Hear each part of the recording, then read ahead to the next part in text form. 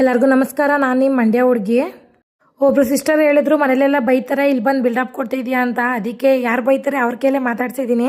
Full video ನೋಡಿ. ಇವತ್ತು ಗುರುವಾರ ಆಗಿರೋದ್ರಿಂದ 4 ಗಂಟೆಗೆ ಎದ್ದು ಎಲ್ಲ ಕೆಲಸ ಮಾಡ್ತಾಯಿದ್ದೀನಿ. ಗುರುವಾರ ಅಂತೂ ನೈಟ್ ಟೈಮಿಗೆ 2-3 ಸಲ ಎಚ್ಚರ ಆಗುತ್ತೆ. ಎದಳ ಗಂಟೆ ಸಮಾಧಾನ ಇರಲ್ಲ. ಇಲ್ಲಿ ನಮ್ಮ ಕರು ಐತಲ್ಲ, ಇದು ಅದಕ್ಕೆ ಚೆನ್ನಾಗಿ ಗೊತ್ತು ದಿನ ತೊಳಿತಲ್ಲ ಅಂತ. ಪೈಪ್ ಇಟ್ಕೊಂಡ ತಕ್ಷಣ ಎದ್ದು ನಿಂತ್ಕೊಬಿಡುತ್ತೆ. ಇನ್ನು ಮನೆಯೆಲ್ಲ ನಾನು ಒರೆಸಿ ಗುಡಿಸೋ ಅಷ್ಟರಲ್ಲಿ ತುಂಬ ಲೇಟಾಗೋಯ್ತು.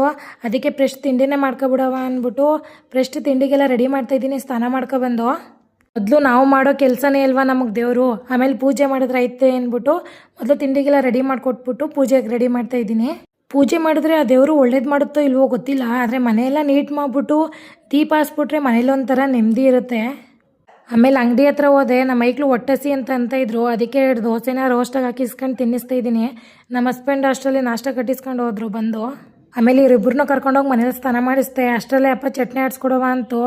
ಅಲ್ಲೇ ಚಟ್ನಿ ಆಡ್ಸ್ಕೊಟ್ಬಿಟ್ಟು ಅಂಗಡಿಲೆಲ್ಲ ಕೆಲಸ ಎಲ್ಲ ಮುಗಿಸ್ಕೊಟ್ಟೆ. ಕಬಾಬ್ ಮಾಡ್ತೀನಿ ಕಣಪ್ಪ. ಫಂಕ್ಷನ್ ಅದೇ ಇನ್ನೇನಪ್ಪ ಫೋನ್ ಇಟ್ಕೊಂಡ್ರೆ ಬೈತಿದ್ ನಮ್ಮಪ್ಪ. ಫೋನಲ್ಲಿ ವೀಡಿಯೋ ಮಾಡ್ಕೊತೀನಿ ಈ ಥರ ಹೇಳಪ್ಪ ಅಂದ ತಕ್ಷಣ ಹೇಳಿದ್ರು. ಕಬಾಬ್ ಮಾರ್ದಷ್ಟೇ ನಂಗೆ ಖುಷಿಯಾಗೋಯ್ತು. ಆಮೇಲೆ ಹೊಲದ ಹತ್ರ ಹೋಗಿದ್ದೆ ಹುಲ್ ತಗೊಬರೋದ ಅಂತ. ಅಂಗನವಾಡಿಗೆ ಇನ್ನೂ ಟೈಮ್ ಆಗಿರಲಿಲ್ಲ ಅಂದ್ಬಿಟ್ಟು ಅವ್ರನ್ನೂ ಹೊಲದ ಹತ್ರ ಕರ್ಕೊಂಡೋಗಿ ಆಮೇಲೆ ಅಂಗನವಾಡಿಗೆ ಬಿಟ್ಬಿಟ್ಟು ಪುನಃ ಹುಲ್ ತಗೊಬಂದೆ. ಹುಲ್ ತಗೊಬರೋ ಅಷ್ಟರಲ್ಲಿ ನನ್ನ ಕೈ ಅಂತೂ ರೆಡ್ ಆಗಿಬಿಟ್ಟಿರುತ್ತೆ. ಆಮೇಲೆ ಮನೆಗೆ ಬಂದು ಪಾತ್ರೆ ತೊಳೆದು ಮಧ್ಯಾಹ್ನಕ್ಕೆ ಅಡುಗೆ ಮಾಡ್ತಾಯಿದ್ದೀನಿ.